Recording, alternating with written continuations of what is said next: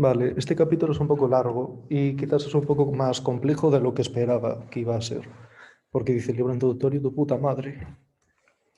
Bueno, más o menos, ¿sabéis lo que son cuantificadores? Al menos a un nivel gramatical. Bueno, simplemente cuantificador. Hay dos cuantificadores clásicos. Tenemos el cuantificador que es el para todo, que viene representado por este simbolito, que es para todo X, tal, y después tenemos un existencial que simplemente diría de que existe un X. En plan, que va a cuantificar sobre una única entidad.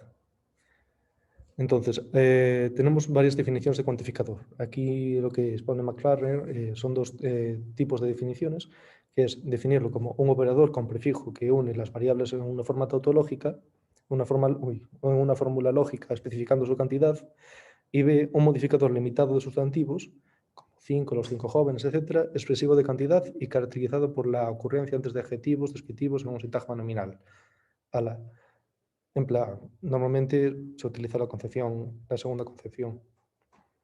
Bueno, normalmente lo que vemos gramaticalmente es que son determinantes. Por ejemplo, en estas oraciones, this o at least two, en plan, él y otros tipos tal, son cuantificadores, aunque son menos clásicos que los que habitualmente vemos nosotros, al menos en lógica. Entonces, y también hay que distinguir entre estos cuantificadores lógicos y los cuantificadores que son propios del lenguaje natural. Y lo que simplemente habría que especificar sería de que algunos, no se sabe muy bien si todos, hay autores que defenderían que sí, otros que no, de que se pueden reducir a estos dos principales, al para todo y al existencial. Entonces, aquí lo que vendría simplemente de que desde toda la tradición histórica hasta Frege, la lógica aristotélica, que era la lógica predominante, era una lógica de cuantificación binaria, pues rangueaba sobre dos fórmulas, por ejemplo, todo f es x, algún f es g, y así, en plan, el mítico cuadrito de Boecio que vemos. Entonces, ¿algo qué pasa? A partir del siglo XIX, que hay la reformulación a partir del surgimiento de la teoría de conjuntos y en la aparición de los axiomas de Peano y en la concepción de Frege, se introdujo esta nueva concepción de cuantificados en oposición a la clásica aristotélica, que así tomarían solamente un argumento. El argumento sería los X, por ejemplo, existe un X o para todo X o para todo Y, y que esos argumentos pueden ser fórmulas abiertas y no únicamente términos. Por ejemplo, aquí teníamos de que todo f es g, los f's funcionan como términos, pero no es necesario ahora. Entonces, aquí podemos tomar la idea B con la vieja concepción de que los cuantificadores tienen simplemente dos argumentos. La semántica de cuantificadores binarios es un puto Cristo, como vemos aquí, que además están empleados en una notación modelo teórica. No la voy a exponer, en plan, es un puto coñazo, en plan que dice para todo modelo y una evaluación, toda fórmula tal que tenga la forma de A, phi, en plan, esto es un puto Cristo y me gusta más la veritativo funcional. Pero vamos mejor a algo más interesante.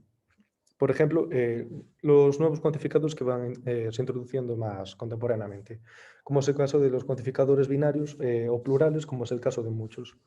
Por ejemplo, aquí Frege definió la idea de que podemos definir todos los cuantificadores en estos dos, en el para todo y en el existencial, y luego los demás los podemos ir uniendo con disyunciones, conjunciones, etcétera.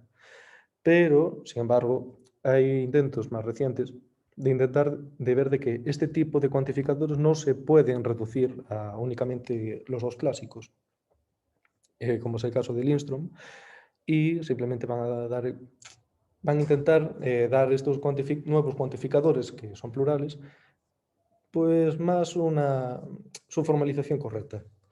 Entonces, los principales cuantificadores de este tipo son los binarios, que simplemente tienen un problema de que son muy vagos en lógicas de primer orden.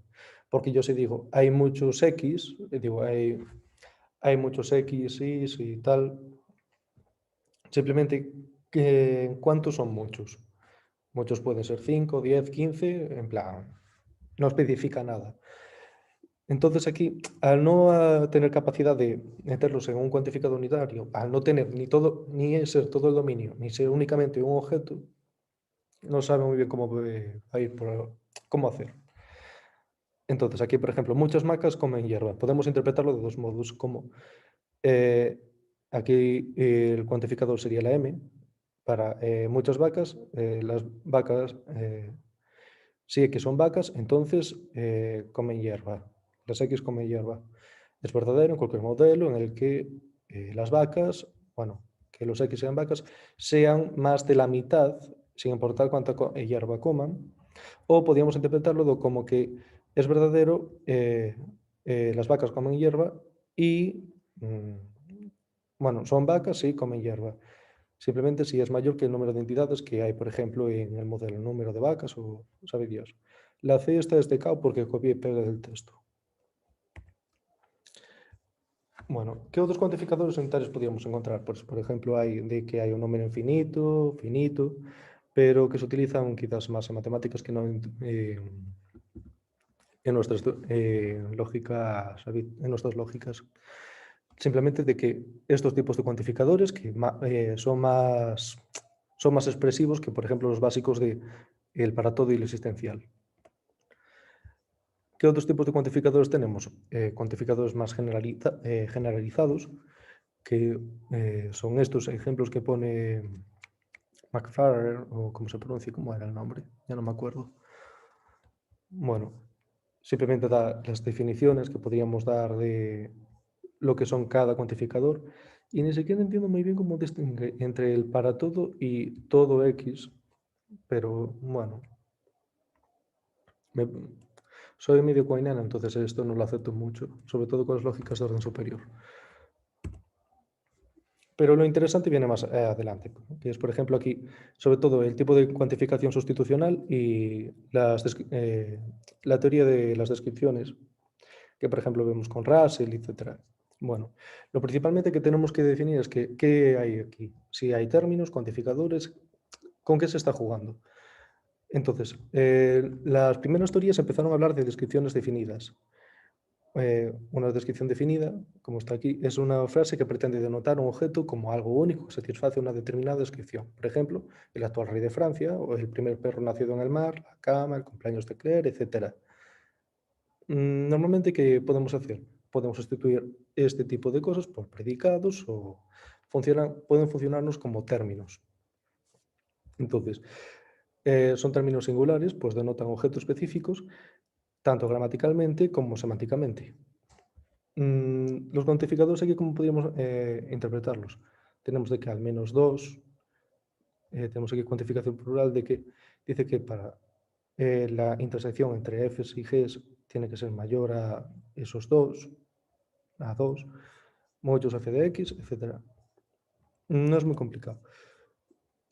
Parece más complicado de lo que se ve. Pero vamos a ver el problema que hay con descripciones definidas, simplemente de que son muy vagas. Por ejemplo, en el mítico caso del rey de Francia, el actual rey de Francia es calvo, o el caso que pone aquí de ejemplo, que es el actual rey de Francia no está lavando mi coche, tenemos el problema de que tenemos un cuantificador, este caso es el él, hay un X, hay el X, tal que es el actual rey de Francia y no está lavando mi coche. Podemos interpretarlo de dos modos, como está aquí. Tal que hay un actual rey de Francia, dando, por tanto, un objeto específico que hay, tal que no está lavando mi coche, o simplemente interpretarlo como que no es el caso de que el actual rey de Francia está lavando mi coche directamente porque no existe el actual rey de Francia. Entonces, la teoría de descripciones de Russell ha sido el primer intento, por así decir, de analizar este tipo de cómo funcionan estos cuantificadores sobre los términos y cómo realmente podría hacer para el... Acabo de poner eliminaba con V. Vale, perdón, es que simplemente de que entendiendo así el predicado con su cuantificado como términos, que vendría a ser nuestra concepción estándar de cuantificador, que son los cuantificadores objetuales. Bueno, aquí simplemente de que los términos de descripción definida para RASE se constituyen simplemente con una iota invertida. No me dejaba el PowerPoint escribir la iota griega, entonces puse un i, que simplemente es un operador que vincula las variables en el mismo sentido que, por ejemplo, vinculamos el para todo y el existencial. Esto es muy muermo, pero simplemente de que podríamos definir el F o el rey de Francia como una instanciación concreta con esa notación de iota invertida. Simplemente entendería así las fórmulas como iota términos que pasarían a ser abreviaturas de fórmulas que no los contienen. Vale. Las pruebas que hace para la reformulación de estos cuantificadores que son menos clásicos a los cuantificadores que habitualmente vemos nosotros en las lógicas de primer orden. Simplemente hay que buscar fórmulas equivalentes, que se consiguió, no, es otro tema. Pero bueno, y aunque son términos propiamente dichos en nuestras gramáticas, no son semánticamente correctos, pues no son objetos, sino que pueden ser proposiciones, otras clases de entidades que no se sabe muy bien cómo pueden tirar. Entonces, ¿qué problema hay? Que no podemos utilizar, por ejemplo, sustituciones o deducciones al hacer eliminación. No tienen eliminaciones, son reglas de eliminación e introducción. Entonces, no tenemos un buen cálculo con este tipo de cuantificadores. Las lógicas de primer orden son bastante sencillitas, bueno, sencillitas. Son modelo teóricas y es que es un poquito complejo este tema y me parece que lo estoy dando horrible, pero sobre todo porque esto hay que darlo rápido, pero bueno, perdón. Pero simplemente tenemos lógicas de primer orden que sabéis de que simplemente cuantifican sobre objetos. En plan, existe un X, pues por ejemplo, cuando decimos de que hay una frase de lógica de primer orden. Por ejemplo, el cielo es azul. Entonces tengo, bueno, cielo es azul, pues es bastante fácil de señalar. Pero ¿qué problema hay? De que no tienen suficiente capacidad para expresar otro tipo de cosas como son propiedades de propiedades. Por ejemplo, el caso de cuando quiero, en el caso del del axioma de inducción matemática, quiero hablar de, por ejemplo, de propiedades de números o propiedades de propiedades. Entonces, ¿realmente cómo hago esto? Pues tengo que empezar a cuantificar sobre propiedades, cosa que Quine odiaba, evidentemente. Pero bueno, entonces aquí el problema de que la lógica de primer orden simplemente usa cuantificadores que unen variables a términos singulares. Y la de segundo orden introduce variables predicado. Es el caso aquí de que existe un x tal que x de a, tengo un... Y tú vas a conferir simplemente una interpretación a este tipo de predicados en el mismo sentido de las variables de los objetos. Tiene poder expresivo de que hay pensamientos que podemos expresar más en lógicas de segundo orden que en las de primer orden y así sucesivamente, porque hay tercer, cuarto orden. Y realmente me quedaba ya solo con la primera y era suficiente, pero bueno. Y después el significado. ¿Qué realmente significaría tener cuantificados de segundo orden? Porque, por ejemplo, hay interpretaciones como la de interpretaciones sobre el existencial que entienden que son cuantificadores de segundo orden y no de primero. Pero es un tema que no me voy a meter mucho porque es bastante técnico y realmente eso lo sabría explicar más bien Fraboli, porque hay compromisos existenciales y es un puto caos, en plan. La lógica no tiene que ver con compromisos existenciales, eso tendría que ver más la ciencia, pero cada uno interpreta como quiere. Bueno, la semántica es bastante sencilla, simplemente hay que añadir variables de segundo orden, en plan predicados, a lo que ya teníamos antes en primer orden. Y simplemente de que ocupan espacio, pueden ocupar la posición en predicados monádicos y en fórmulas atómicas, que son n áreas con n términos, lo mismo que pasaba en lógica primer orden, pero simplemente que tenemos ahora mismo propiedades. Simplemente tenemos un dominio de objetos y una función de interpretación. Y simplemente que ahora mismo tenemos una función para variables predicativas. simplemente, ¿qué limitación? Esto surge especialmente porque hay limitaciones expresivas en lógica de primer orden. ¿Con esto qué me refiero? De que hay, como antes hablaba, de que hay pensamientos, expresiones que no puedo dar en lógica de primer orden. Esto es el caso del axioma de inducción matemática, que dice de que para toda propiedad de número, si se cumple en cero, si se cumple esta propiedad en el cero y en todo sucesor de número, también se da en todo número, es un, por ejemplo, si se cumple en cero y si se cumple en 3, también se cumplirá en 2 y así sucesivamente. ¿Qué pasa? Este axioma tiene esa capacidad de expresar sobre toda propiedad en lógica de segundo orden. Si fuera en lógica de primer orden, no tendría propiedades de números, simplemente tendría una propiedad. Simplemente no sé si veis el rango. Es un poquito más complejo de lo que estoy aquí exponiendo, pero si cuadra, mejor paso bibliografía. Y simplemente de que nos permite hablar de esos conjuntos de modelos específicos, qué cosa que en primer orden evidentemente no podríamos. Esta lógica de segundo orden, concretamente la que se utiliza ahora mismo, fue sobre todo dada por Josh Bolus y que dice de que hay ciertos pensamientos de que no realmente se pueden expresar en primer orden, como es el caso de esta frase. Hay algunos críticos que solo se admiran unos a otros. Si la expreso en primer orden, no puedo dar cuenta de cuáles son unos y los otros. No está bien recogido en esta formulación. Por ejemplo, la lógica del primer orden no recoge el significado de, por ejemplo, de que si hay algunos críticos, llamémoslos grupo, de modo que ninguno de los miembros del grupo se admira a sí mismo ni nadie de fuera del grupo. Pero realmente, ¿cómo especificar ese grupo? En este sentido, por eso lo criticaba seguramente tanto Quine, era de cambiar la noción de, por ejemplo, conjunto por la noción de clase, que es menos paradójica, y evitar así mejor tener que hablar de...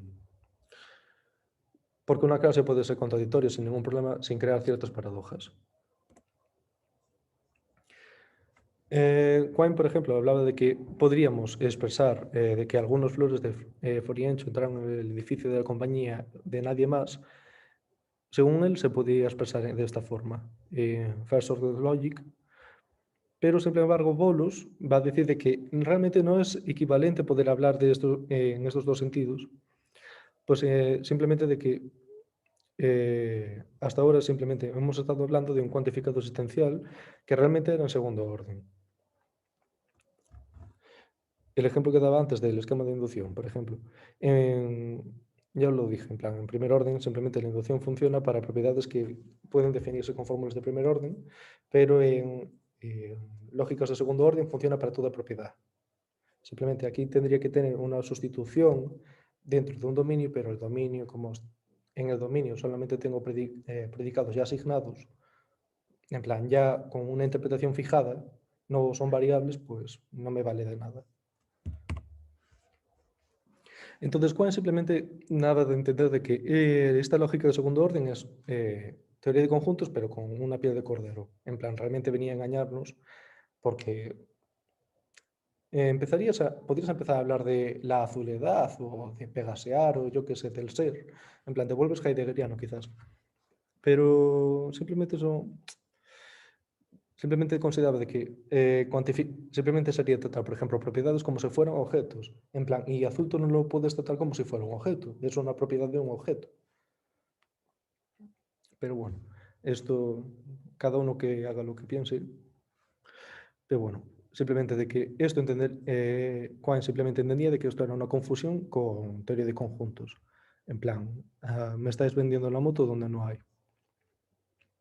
Pero Bolo, sin embargo, diría de que hay formulaciones que podría expresar mejor y sin contradicirme. Por ejemplo, la paradoja de Russell en segundo orden, no tengo por qué llegar a una contradicción en el sentido, por ejemplo, de que llego en primer orden. Pues puedo hablar de la propiedad de no pertenecer a sí mismo, cosa que en primer orden no podría, porque sería hablar de la desigualdad. Entonces aquí viene ya la interpretación plural de la lógica de segundo orden de Bolus, en que tú vas a poder traducir eh, este, las, los cuantificadores que no, menos habituales en esta nueva lógica, en plan, en esta segunda reformulación. Bueno, simplemente de que Bolus dice de que aquí no se extienden nada más que los objetos sobre los que se extienden los cuantificadores de primer orden. Simplemente de que solo que se extienden sobre ellos en plural en lugar de individualmente. Con esto se refiere a que podemos sustituir, en vez de tener que hablar tanto de lógicas de órdenes superiores, podría hablar de cuantificación plural, por ejemplo. El caso que dábamos antes de al menos dos o muchos tal, podría funcionar en el sentido de compensar las deficiencias expresivas que tendría, por ejemplo, lógica de primer orden. Entonces, ¿qué podríamos hacer más allá de las concepciones monádicas de la lógica de segundo orden? Bueno, podríamos hablar, por ejemplo, de la noción de equinumerosidad, que, por ejemplo, tratan especialmente neofregeanos como son Crispin Wright o Bob Hale, que simplemente la idea de que equinumerosidad es la correspondencia uno a uno de una relación biyectiva entre dos conjuntos y que se puede definir, por ejemplo, de que para X es equinumeroso con Y, si solo si existe una relación tal que para toda propiedad está uno a uno relacionada con Y y viceversa. En plan, no hay mucha complicación. Bueno, y se puede definir, por ejemplo, otros términos como son infinitud, finitud, en el sentido de que puedo dar una buena relación de, mm, por ejemplo, para definir la infinitud de los números pares y de los números naturales y establecer este tipo de relaciones que podrías hacer en teoría de conjuntos. Por eso a mí no me parece tan necesaria la lógica de segundo orden, pero eso yo me estoy metiendo con neofregeanos. Pero bueno, simplemente de que vendría a ser un poco más expresiva, para mí demasiado, pero bueno, simplemente descansan en cuestiones que son bastante controvertidas, pero que pueden permitirnos ayudar a analizar ciertos problemas como son eh, el caso de la hipótesis del continuo, si realmente hay algún nivel intermedio entre Aleph sub 0, que es el nivel de infinito enumerable, y Aleph sub 1, que es el número del infinito no enumerable, que es el nivel de los naturales y el nivel, por ejemplo, de los reales. Si sabéis que no se puede hacer una relación biyectiva entre naturales y reales, si no lo habéis visto, hay un curso de Rayo bastante bueno, en plan donde se explica de que tú no puedes establecer una correspondencia uno a uno entre, por ejemplo, hay más números entre 0 y 1 en números reales que todos los números naturales. Pero bueno, es una prueba de canto bastante guapa. Y la última parte de este capítulo es un nuevo tipo de cuantificación, que viene a ser la cuantificación sustitucional, que es una propuesta alternativa a la cuantificación objetual. La cuantificación objetual es en el sentido realista, metafísico, quizás, interpreto de, vamos a cuantificar sobre objetos, en plan, vamos a contar ovejitas del mundo real. En plan, pues dicen, esto mira, mejor no. Sobre todo porque hablar de cuantificación objetual implica un poco hablar de verdad. Mientras que la cuantificación sustitucional no tienes que hablar de verdad, porque podrías hablar en un sentido más deflacionario de adecuarme a un modelo. Así, en este sentido, proponen estos dos nuevos cuantificadores, que sería como el existencial cuantificacional y el universal cuantificacional. El existencial sustitucional y el universal cuantificación sustitucional, me sale sustitucional, que simplemente hablaría de que tiene que haber ciertas instancias para que se cumplan estas fórmulas.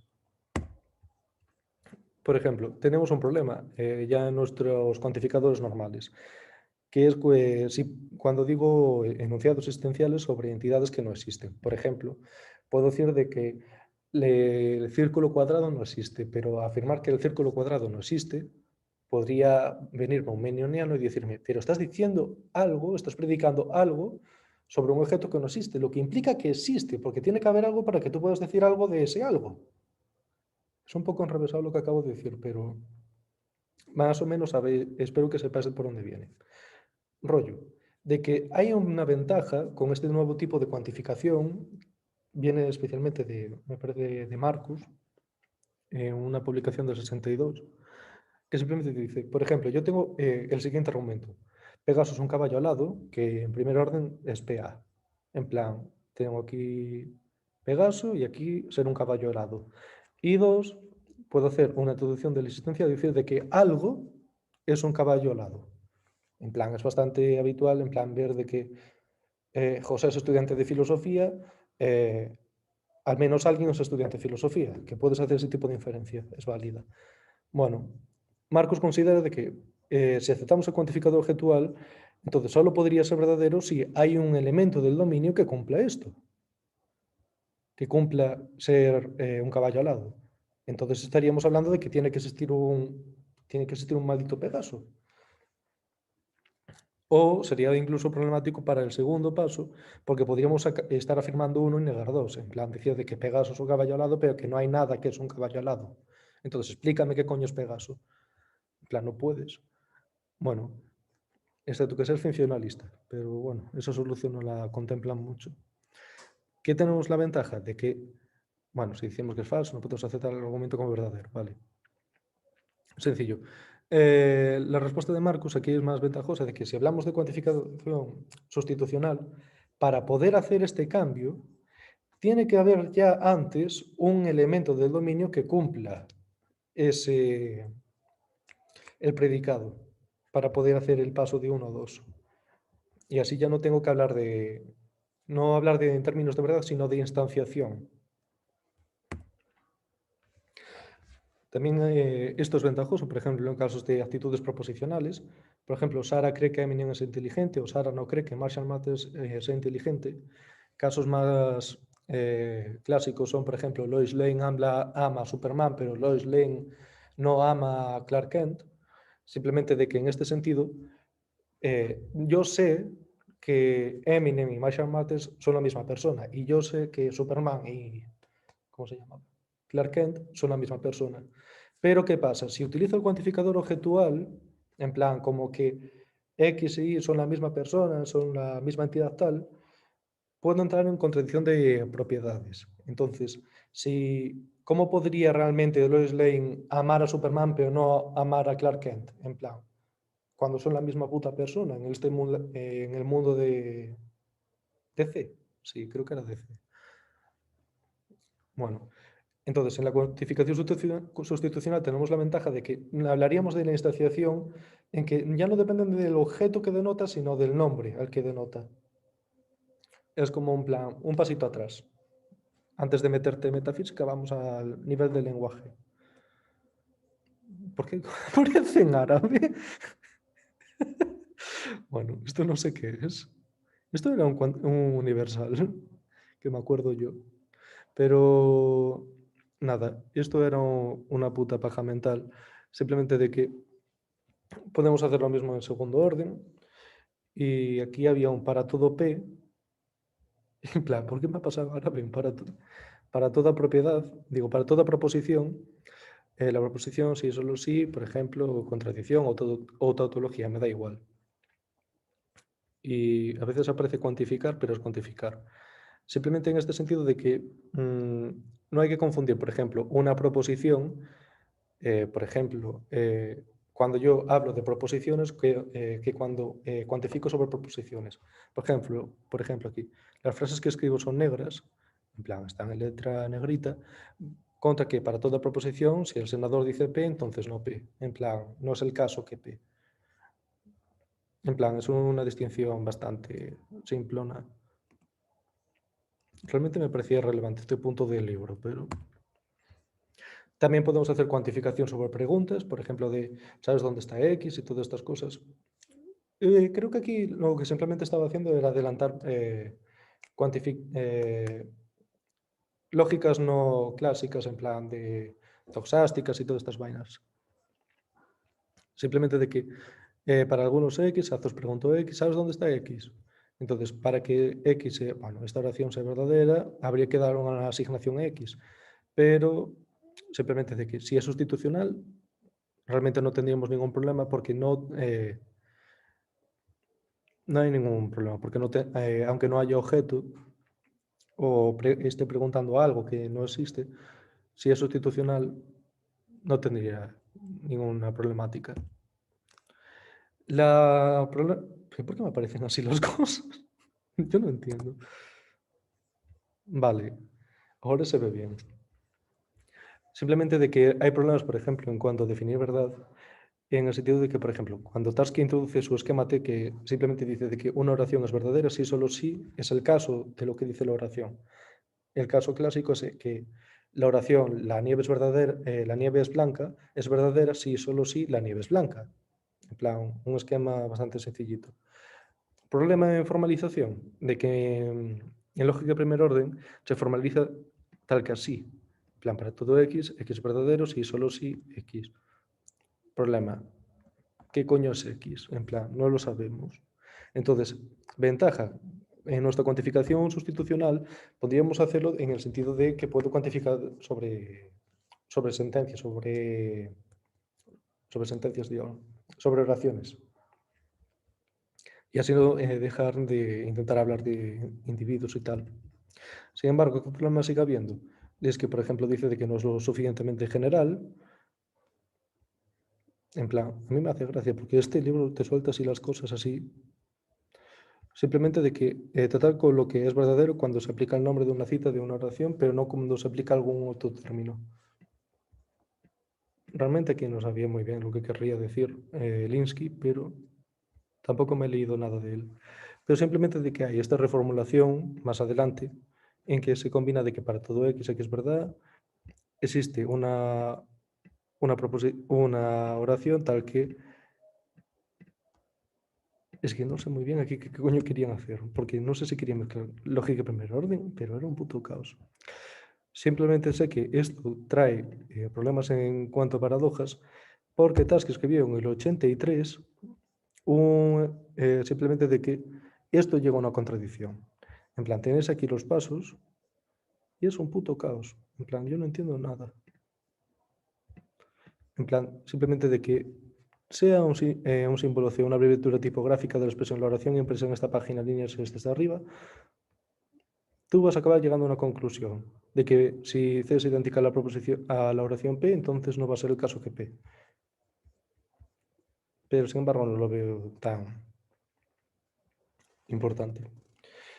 Una respuesta de creo que eso ames a la paradoja, pero sí, es que si no os lo explico, la verdad es que no tiene mucho sentido ver las respuestas.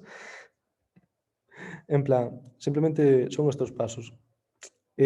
Como no sé realmente las reglas de deducción que habría en esta lógica sustitucional, porque tampoco las explica, en plan, yo me descojono, pero simplemente pasas de que para todo P, si tienes esta abreviatura tipográfica donde tienes notado P, bueno, esto me pasa por haberlo hecho hace una semana,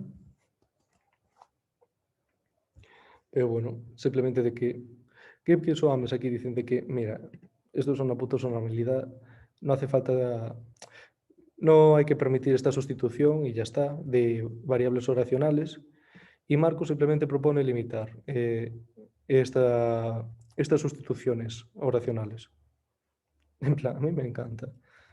Pero bueno, digo, me encanta te lo suelta así, parece un libro de bachillerato.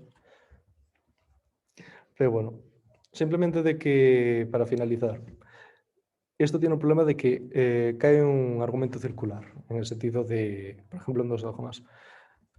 Mark Platz lo que especifica es que el problema es claro.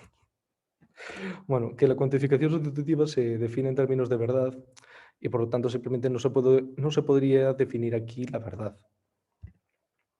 En plan, porque yo no estoy hablando de verdad, sino de distanciación, pero ya es un paso más adelante de lo que vendría a ser lo que sería la verdad. Caso, por ejemplo, más claro que se vería, hay una oración que cuando se reemplaza dos apariciones de P, no, esto todo mejor. Simplemente de que yo ya estoy presuponiendo la noción de verdad, porque cuando instancio algo, por ejemplo, en el caso de que existe algo que es un caballo alado, ya estoy presuponiendo, bueno, y Pegaso es un caballo alado, si hago No, porque eso no me permite la cuantificación sustitucional. Por ejemplo, de que, claro, hay alguien a quien Lois Lane ama, aquí sí que sería permitido.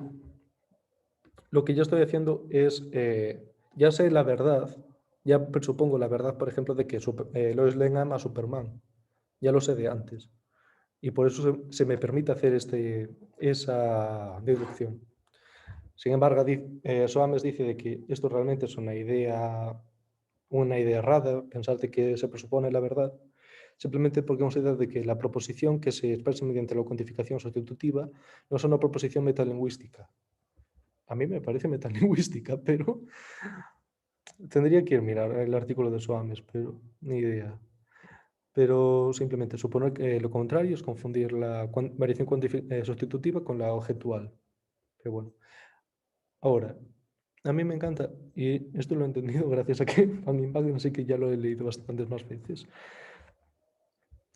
Simplemente de que nosotros imaginemos que tenemos una oración S y tenemos el caso de la cuantificación sustitucional de que existe un X tal que X es un perro. En plan, tú no sabes lo que quiere decir esto. Tú dices, claro, tú puedes pensar, a ver, yo sé que ese X va a ser un perro, vale, vale, pero es que si no tengo ahora con qué sustituir esta X, no vas a saber lo que realmente va a expresar esta oración. Entonces, realmente la cuantificación sustitucional es una puta su normalidad, porque realmente semánticamente está vacía, ya que no hay verdad, solamente hay instanciación si se cumple y ya lo presupone. Por eso la respuesta de Soames me parece una su normalidad, pero tendría que mirar el artículo. Y bueno, ya no hay más. Ha sido todo un puto caos, pero lo he intentado. Bueno, es que, a ver, todo esto es bastante complejo y arduo.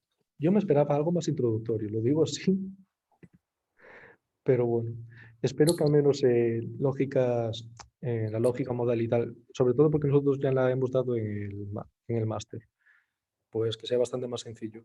Pero, por ejemplo, cuantificadores que dimos el capítulo este de Frapoli, en plan, no tiene nada que ver. Ya no sé, es como que va muy a saco el tío este. Sí, como. Y después las paradojas de el condicional material y todas estas cosas también es bastante sencillo. Espera, dejar de compartir. Vale, listo. Yo simplemente, a mí lo único que me ha interesado más ha sido este final de la cuantificación, del cuantificador sustitucional, pero el resto me parece bastante sencillito. Bueno, sencillito no. En plan, es lo que se da más o menos en lógica de primer orden. Bueno, a ver, sí, no, o sea, porque, o sea, en lógica de primer orden en la universidad se da, pues, o sea, no sé, nos habla de, al menos a mí, bueno, tiene ciertos potenciales problemas expresivos y demás y todos los posibles problemas que puede tener, pero vaya. Ujú. Pero bueno, y después de que yo lógicas de segundo orden, de hecho tengo una materia y uno he empezado, de, no soy muy fan de ella, aunque me estoy metiendo, por ejemplo, ahora mismo en temas de neofreganismo y me parece que habría sido mejor idea haber expuesto un artículo de neofreganismo que no es tan mierda porque lo entendería más, pero simplemente estoy un poquito en contra de tener que, no me parece necesario tener que cuantificar sobre propiedades. También depende de la teoría de conjuntos que aceptes. Porque desde Zermelo-Frenkel sí que tendrías que aceptarla, pero hay otras teorías de conjuntos que, por ejemplo, la que propone Quine o la de von Neumann o del Bernstein, que quizás son menos restringidas. Pero claro, también entiendo que, o sea, uno puede pensar que es eh, filosóficamente problemático cuantificar sobre propiedades, por ejemplo, porque sea un nominalista, digamos, ¿no? O sea, si uno es un realista sobre las propiedades, pues no creo que tenga problemas, de hecho, en considerarlas como, bueno, incluso como objetos no concretos, sino abstractos. Ujú. pero vaya. Pero yo puedo tratar de objetos abstractos como objetos normales, sin tener que hablar de propiedades.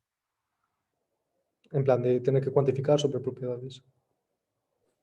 Ya. Pero bueno, yo creo que este tema es un poquito... Había que mirar otra cosa. En plan, quizás el artículo de Marcus habría sido más interesante y más fructífero que esto. Mm. Pero bueno, nada. Yo espero que las próximas sesiones, y además de que no se puede... A ver, ok.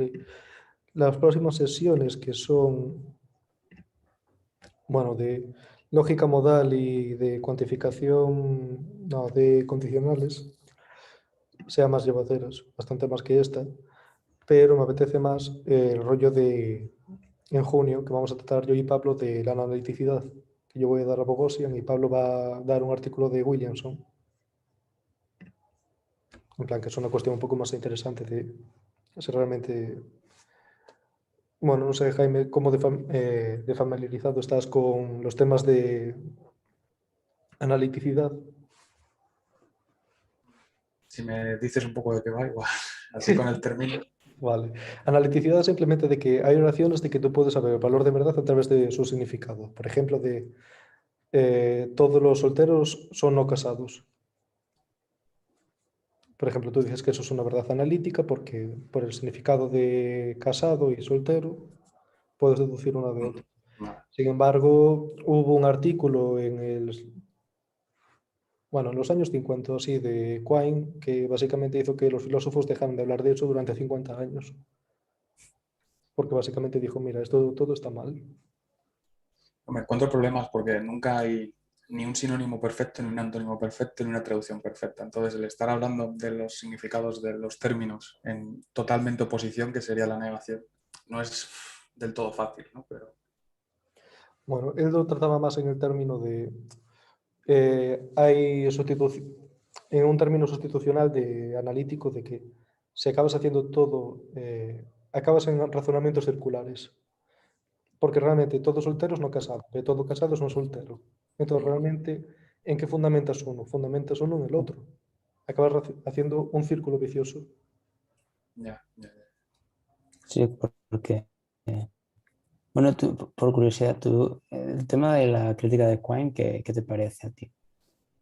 Ahora mismo, sobre todo porque ya me leí a Bogosian y la crítica de Juan a mí me había encantado porque lo leí en tercero de carrera, pero ahora lo estoy recuperando más, sobre todo por el rollo de que estoy leyendo ahora María de Ponte y ¿cómo se llamaba esta?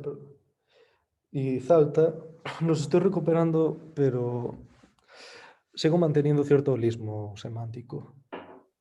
Entonces no sé muy bien ahora mismo qué posición podría mantener. Pero la crítica guaniana en ese sentido, creo que habría que renunciar a los freganalíticos y ya está. Enunciados que sean en que tú cambies las variables, en plan, simplemente de cambiar los X. ¿Cómo explicar? Voy a abrir pizarra.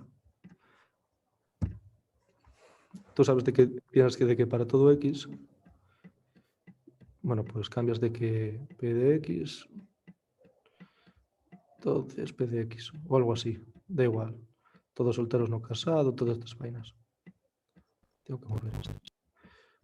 Bueno, simplemente de que esto sería la sustitución de estos términos por otros, que es lo que básicamente critica a Quine en el artículo. Simplemente puedes negar la concepción de analiticidad de que sean de significación. En plan, que dejaría de ser lo que clásicamente hablamos de analítico, pero... Mm. Bueno, también, a ver, está el tema de que no es lo mismo, bueno, que es justo, diría lo que, más o menos lo que dice Bogosian, ¿no? Aunque yo no lo he leído, pero creo que es más o menos lo que dice que no es lo mismo la analítica metafísica, es decir,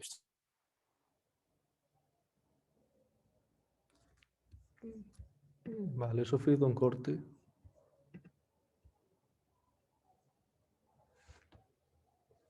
Mierda. ¿Qué ha pasado?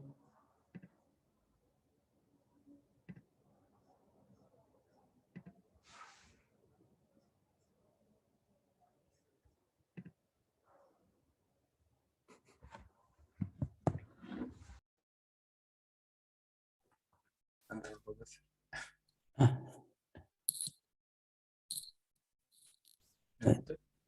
tienes el micro muteado.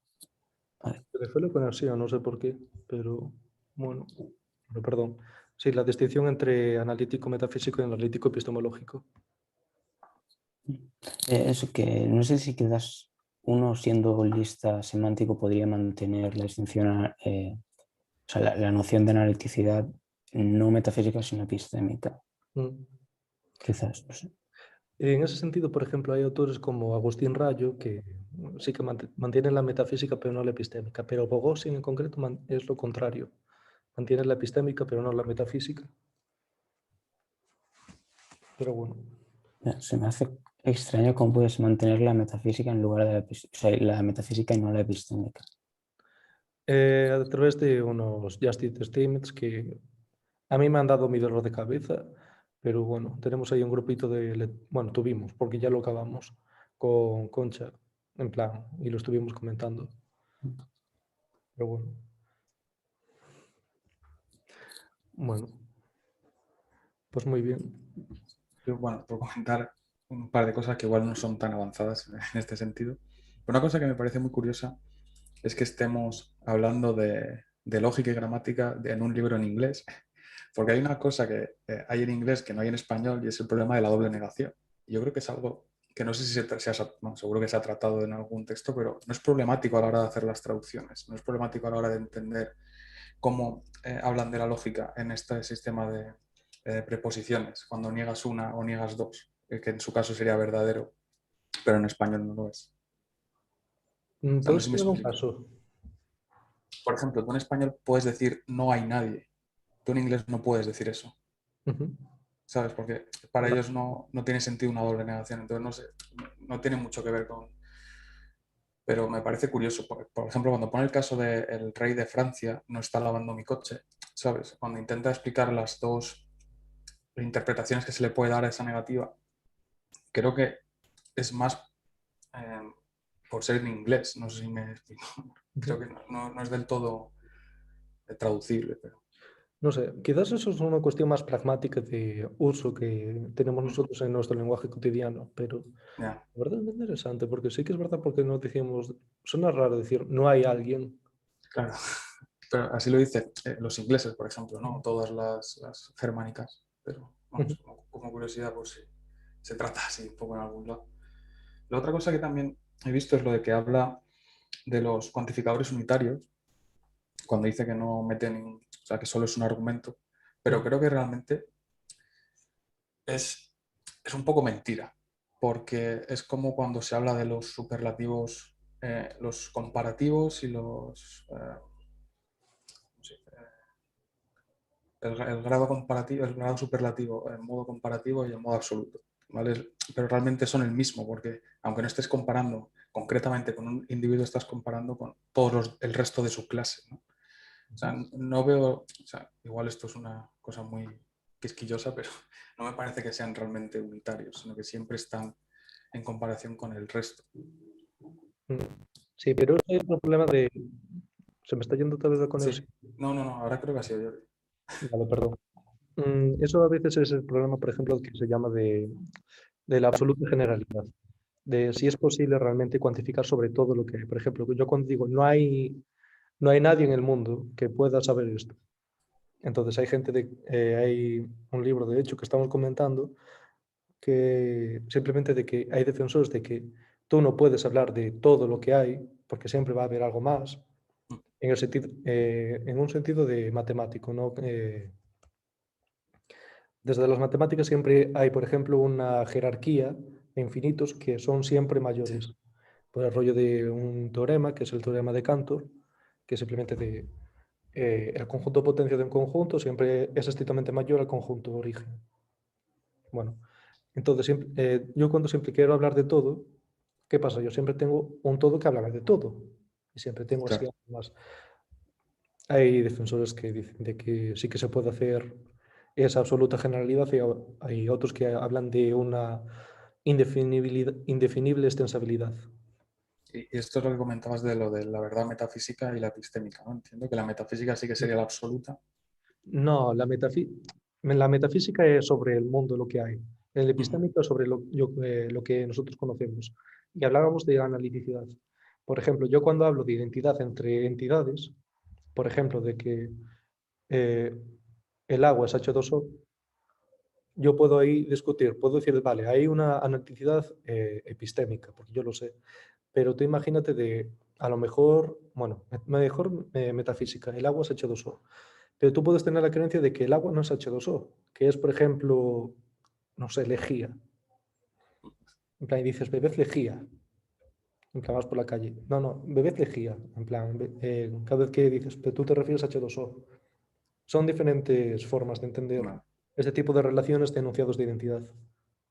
vale.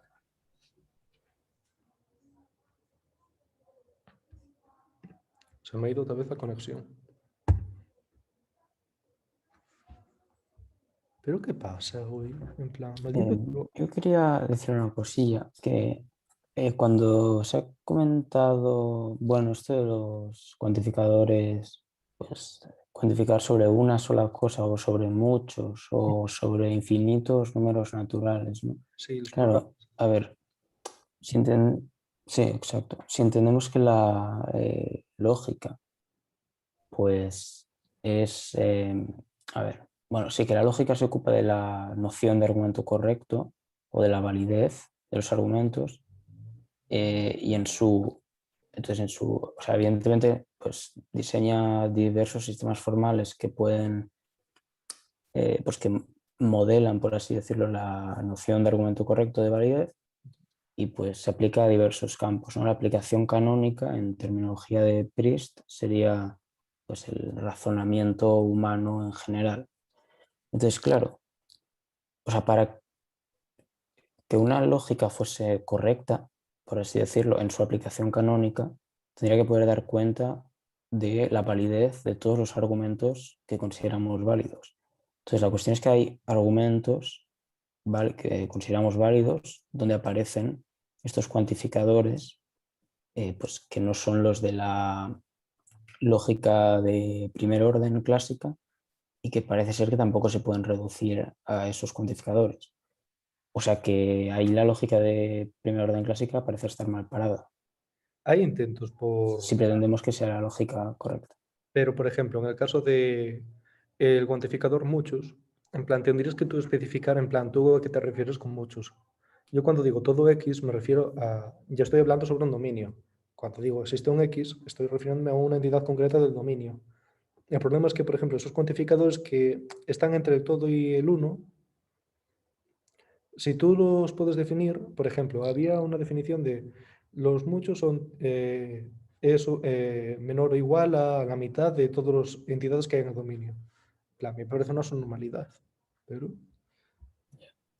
hay quien los está intentando así Bueno, formalizar. claro, Esos cuantificadores son un poco más de uso lingüístico más que lógico, claro, uso pragmático. sí, bueno, a ver, con muchos está el tema de que pues seguramente, bueno, seguramente no, seguro que muchos es una expresión vaga. Vaga en el sentido de que hay pues, casos dudosos, los límites de extensión no están bien precisados y demás. Pero quizás los cuantificadores de hay infinitos argumentos, o sea, infinitos números naturales y demás. Claro, quizás sí que sería interesante que nuestra lógica pudiese permitirnos. Joder.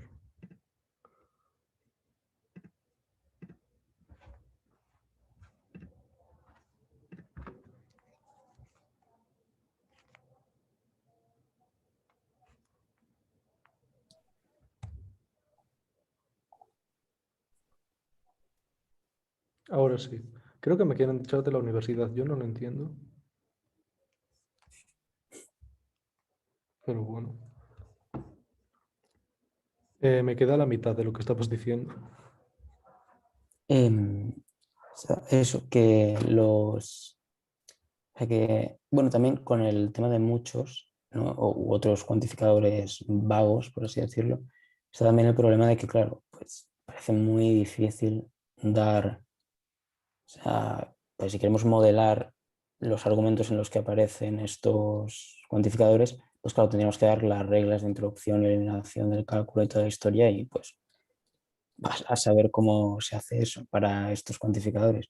Pero claro, los que sí que sería quizás interesante preservar son estos que ponías que se usan a veces en matemáticas, decías de hay infinitos números naturales o cosas por el estilo. Ujú. Sí, pero de todos modos, en el sentido, eso ya es otra diferencia de si son enumerables o no. Pero, por ejemplo, en el sentido de muchos, imagínate, podrían realmente sustituirlo por en un caso puedo decir 5, en otro caso puedo decir que hay 7. En plan, puedo sustituirlo, no me hace falta utilizar muchos Ya, para expresar esa idea. Pero, por ejemplo, en el caso de infinitos que no son enumerables, ahí ya tengo otro problema. Entonces ahí sí que podría tener que utilizarlos. En plan, ¿cuántos números hay entre 1 y 0? En plan, muchos. Ya que no puedo decir infinitos enumerables, pues ya, pero eh, suena raro. sí suena muy raro. O sea, porque el contexto en el que, o sea, en el que se habla de, en el que alguien puede preguntar cuántos números hay entre el 0 y el 1, pues no es un contexto en el que se vaya a responder con muchos. Ujú. Bueno, o quizás, bueno, esto ya no es muy relevante, pero quizás si a alguien le dicen pues infinitos números reales y dice, bueno, pero ¿qué es eso de infinitos? ¿No?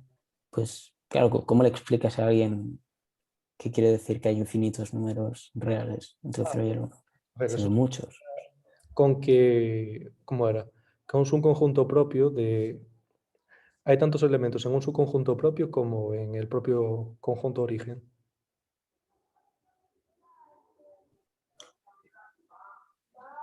Eso. A ver, por ejemplo, en el caso de... Hay tantos... ¿sabe? El conjunto de los pares es un subconjunto de los números naturales. ¿Sabéis? Y eso es un conjunto propio. En plan, el impropio es el que es idéntico al conjunto origen. Pero el conjunto de los números naturales, ¿qué pasa? Hay tantos números naturales como números pares. Y en ese sentido son infinitos. Y los conjuntos infinitos son los únicos que tienen ese tipo de conjuntos. Ya, pero nuevamente, o sea, o sea, a ver, asumiendo que has de explicar la noción de infinito a alguien que no la entiende, pues hombre, yo entiendo que tampoco va a entender la de conjunto propio y todas estas historias. Bueno, es mucho más sencillo explicar eso que no la cuantificación plural, me parece a mí. Ya, no, claro, pero o sea, estaba pensando que, o sea, en un contexto en eso, en el que alguien pregunte cuántos números hay entre el 0 y el 1, y dices, infinitos, y te dicen, oye, ¿qué es eso de infinitos? Pues supongo que la respuesta es un montón, o muchos, o algo por el estilo, pero vaya. Bueno, pues me alegro de que hayas venido. Voy a detener esto.